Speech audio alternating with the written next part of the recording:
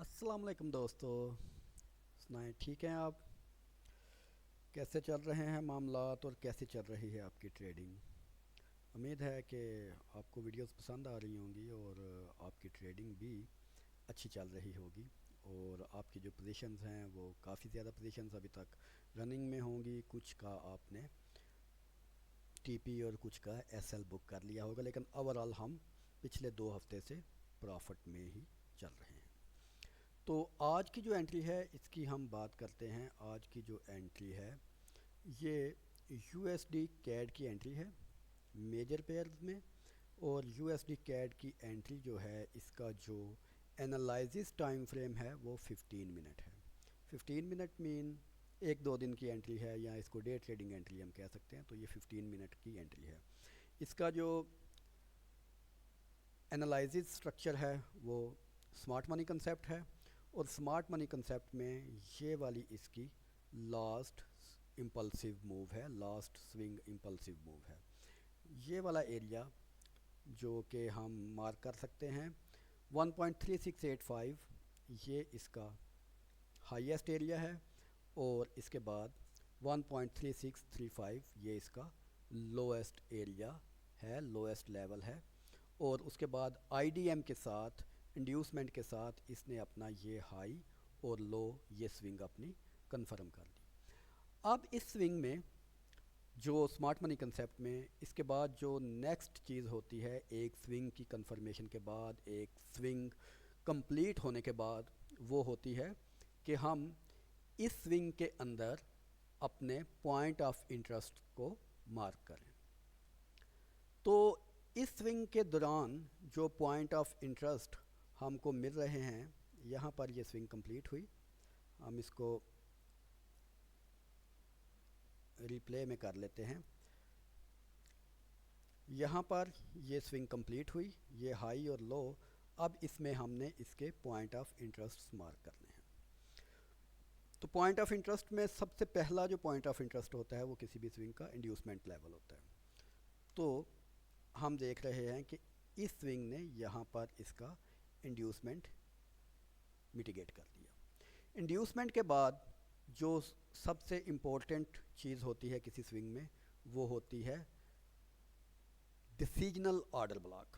तो इंड्यूसमेंट के बाद अगर हम डिसीजनल ऑर्डर ब्लॉक देखें तो वो एक ये वाला ऑर्डर ब्लॉक हमको मिल रहा था जो कि ऑलरेडी मिटिगेट हो चुका है। डिसीजनल ऑर्डर ब्लॉक के बाद जो सबसे ज़रूरी चीज़ होती है, ये फेयर वैल्यू गैप है इस मूव के दरमियान। तो लेकिन जब आईडीएम हो जाए, इंड्यूसमेंट हो जाए, उसके बाद फेयर वैल्यू गैप की जो प्रोबेबिलिटी होती है वो समवेयर थोड़ी सी कम हो जाती है ना। तो यहाँ पर अभी हम सिर्फ ऑर्डर ब्लॉक्स को ही मार्क करेंगे। तो ये वाला ऑर्डर ब्लॉक ऑलरेडी इस कैंडल ने मिटिगेट कर दिया है, यानी कि अब इस पूरी स्विंग में हमारे पास कोई भी अनमिटिगेटेड पॉइंट ऑफ इंटरेस्ट बाकी नहीं बचा। अनमिटिगेटेड पॉइंट ऑफ इंटरेस्ट हमारे पास कौन सा बचा? ये एक्सट्रीम ऑर्डर ब्लॉक हमारे पास अनमिटिगेटेड पॉइंट ऑफ इंटरेस्ट बचा। और ये वाला जो एक्सट्रीम ऑर्डर ब्लॉक है, इस ऑर्डर ब्लॉक की टाइप है स्टीडी ऑर्डर ब्लॉक।